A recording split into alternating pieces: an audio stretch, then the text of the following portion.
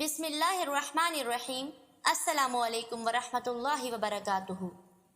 میں کال پر بات کرتے ہوئے اپنے دوست کو کہہ رہا تھا کہ میں زوال کی آخری حدوں کو چھو رہا ہوں۔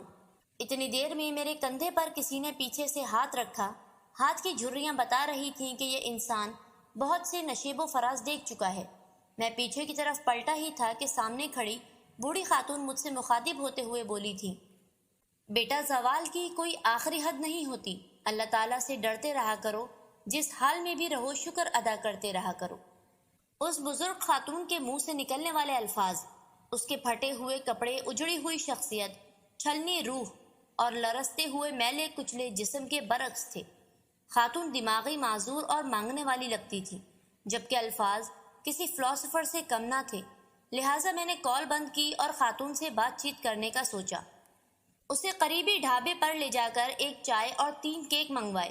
خاتون کی ضد کے باوجود میں نے اپنے لیے چائے نہیں منگوائی، کیونکہ میری جیب اس کی اجازت نہ دیتی تھی۔ جب خاتون لوازمات سے فارغ ہو چکی تو میں نے ان کو مخاطب کر کے زوال کی آخری حد کے متعلق پوچھا، تو انہوں نے ایک بار پھر اپنی بات دہراتے ہوئے کہا، بیٹا زوال کی کوئی آخری حد نہیں ہوتی، جس حال میں بھی رب رکھے اللہ تعالیٰ کے شکر گزار رہو۔ میں ہونقوں کی طرح بزرگ خاتون کے چہرے کی طرف دیکھ رہا تھا۔ وہ میری حالت سمجھ گئیں اور اپنی کہی گئی بات کے لیے اپنی آپ بیتی سناتے ہوئے کہنے لگی کہ میرے والد صاحب اپنے گاؤں میں غریب ترین انسان تھے۔ وہ سائیکل پر پھیری کرتے تھے۔ کئی بار گھر میں فقط بچوں کے لیے روٹی بنتی، والد صاحب اور والدہ کے لیے کھانا نہ بچتا، تو وہ پھر بھی اللہ تعالیٰ کا شکر ادا کر کے سو جاتے بنا شکوہ شکایت۔ وقت تہجد میرے والدین اٹھتے، تہجد اور فجر ادا کرتے، والدہ صاحبہ ناشتہ بنانے لگتی اور والد صاحب پھیری پر جانے کی تیاری کرنے لگتے۔ میں بہن بھائیوں میں سب سے بڑی تھی، لہٰذا والدہ صاحبہ کے ہمراہ گاؤں کی بڑی بڑی کوٹھیوں میں کام کاج کے لیے جاتی رہتی تھی اور سوچتی تھی خوش قسمت تو یہ لوگ ہیں، ہمارے پاس تو کچھ بھی نہیں، اور دل میں ایسے ہی محل میں بسنے کے خواب دیکھتی رہتی تھی۔ چونکہ غریب خاندان اپنے بچوں کی شادی جلد کر دیتے ہیں، لہٰذا میرے والدین بھی میری شادی کی کوشش کرنے لگے، مگر وہ اپنے جیسے غریب گھروں کے لڑکے لاتے جنہیں میں رد کر دیتی۔ یہاں تک میرے والدین اکتا گئے اور انہوں نے میری پسند کا پوچھا تو میں نے پچھلی گلی میں مقیم توحید کا نام لیا، جو کہ والدین کے ساتھ کینیڈا میں سیٹ تھا اور ہر سال سردیوں میں پاکستان آتا تھا۔ کیونکہ میری نظر میں ہم لوگ زوال پذیر تھے، ان پر عروج کا موسم تھا۔ میری بات سن کر والد صاحب نے کہا کہ اپنی حیثیت کے حساب سے خواب دیکھو، وہ لوگ ہم سے بہت بہتر ہیں۔ میں نے صاف صاف کہہ دیا، شادی کروں گی تو وہاں ہی کروں گی، ورنہ نہیں۔ لہٰذا میرے والدین نے مجھے میرے حال پر چھوڑ دیا اور باقی بہن بھائیوں کی طرف متوجہ ہو گئے۔ وقت گزرتا گیا، میں نے توحید کو محبت کے جال میں پھانس لیا، مگر اس کے گھر والے مجھے اپنی بہو بنانے پر رضامند نہ تھے۔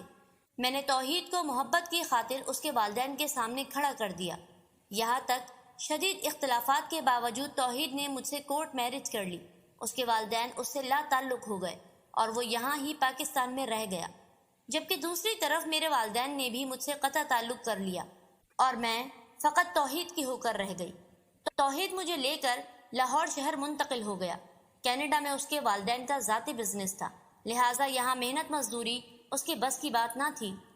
جوں جوں اکاؤنٹ میں موجود پیسے ختم ہونے لگے، میرے شوہر کی محبت بھی ختم ہونے لگی، یہاں تک کہ ہمارے 2 بچے، ایک بیٹا اور ایک بیٹی پیدا ہوئے، اور اب توحید بنا بچوں کی پرواہ کیے مجھے مارنے پیٹنے لگا۔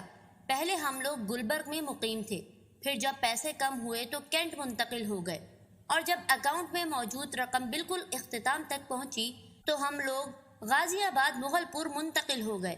اب گھر کا کرایہ تک دینے کے پیسے نہ تھے۔ میرے شوہر کے سر سے محبت کا بھوت اتر چکا تھا۔ وہ مجھے مار پیٹ کر لوگوں کے گھروں میں کام کے لیے بھیجتا، یہاں تک کہ پھر بھی گھر کے اخراجات پورے نہ ہوتے تو مجھ سے بھیک منگواتا۔ مجھے لگا اصل زوال یہ ہے کہ جو میں دیکھ رہی ہوں، وہ زوال تو کچھ بھی نہیں تھا۔ اب مجھے اپنا جھوپڑی نما گھر یاد آتا، جہاں میرے والدین چاہے بھوکے سو جاتے مگر مجھے پیٹ بھر کر کھانا ملتا، میں بیمار ہوتی تو دوا ملتی، چاہے میرے والدین خود بیماری کی حالت میں بستر پر گل جاتے۔ اب مجھے والدین کی شکر گزاری کی سمجھ آنے لگی تھی، مگر آزمائش ابھی باقی تھی۔ جب حالات انتہائی دگرگوں ہو گئے तो मेरा शौहर मुझे 2 बच्चों समेत तलाक देकर वापस कनाडा चला गया और मैं यहाँ भीख मांगकर लोगों के घरों में काम करके बच्चों को पालने लगी।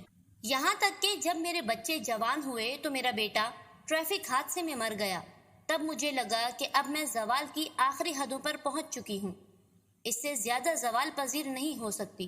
खैर, मेरे बच्चे की मौत के बाद मेरी वालदा जो कि जिंदा थी, उन्होंने मेरे भाइयों को भेजा और वो मुझे और मेरी बेटी को अपने साथ घर ले गए। और अब की बार मुझे ये घर किसी जन्नत से कम नहीं लगा था, जहाँ इज्जत से 2 या 3 वक्त की रोटी बिस्तर पर मिल जाती थी। मेरी वालदा मुझे पास बिठाकर समझाया करती कि बेटा, हर हाल में अल्लाह ताला का शुक्र करते रहा करो। हम जिस हाल में भी होते हैं, अक्सर औकात अमाल के हिसाब से हम उस रुतबे के भी काबिल नहीं होते, मगर मैं अपनी माँ को जवाब देती कि इससे ज़्यादा ज़वाल इंसान को कभी नहीं आ सकता। यहाँ तक कि मेरी वालदा मुझे समझाते समझाते चल बसी और मरते वक्त उन्होंने जो मुझसे आखिरी बात की वो भी नसीहत ही की थी कि बेटा, अगर अल्लाह ताला की आजमाइश से निकलना चाहती हो तो हर हाल में अल्लाह ताला का शुक्र अदा करो, क्योंकि अल्लाह ताला जो भी करता है हमारे लिए बेहतर करता है।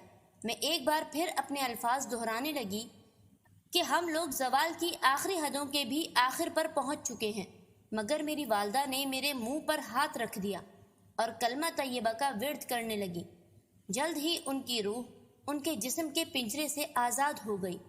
अलबत्ता उनकी नसीहत मुझे उनकी ज़िंदगी में समझ न आ सकी। बाद में मुझे सबक मिल ही गया।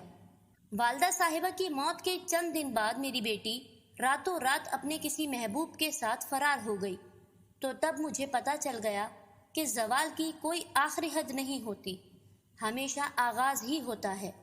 जब आप हर हाल में अल्लाह ताला का शुक्र अदा करना सीख लेते हैं तो आप बच जाते हैं। आप ज़वाल पजीर कभी नहीं होते। अगर ज़वाल के आगाज़ पर आप नाशुक्री और अल्लाह ताला से गिले शिकवे करने लगते हैं तो आप मज़ीद ज़वाल में गिरते जाते हैं, यहाँ तक कि आपको समझ आ जाती है कि ज़वाल की आखिरी हद नहीं होती। मेरी बेटी घर से चली गई, मैं नींद पागल हो गई हूँ। मुझे दर दर से मांग कर खाने की आदत पड़ गई है। मुझे घर में सुकून नहीं मिलता, मगर उसके बावजूद मैं अल्लाह ताला के शुक्रगुजार हूँ कि इस हालत में भी अल्लाह ताला ने मुझे रखा हुआ है। आप भी कभी शिकवा ना करना कि आप ज़वाल पजीर हैं, बस शुक्र अल्हम्दुलिल्लाह कहना और याद रखना, बल्कि औरों को भी बताना कि ज़वाल की कोई आखिरी हद नहीं होती। तो मेरे प्यारे दोस्तों, आज की कहानी आपको कैसी लगी? कमेंट सेक्शन में अपनी राय का इजहार ज़रूर कीजिए और मज़ीद दिलचस्प कहानियों के लिए हमारे चैनल को सब्सक्राइब करना ना भूलें। शुक्रिया।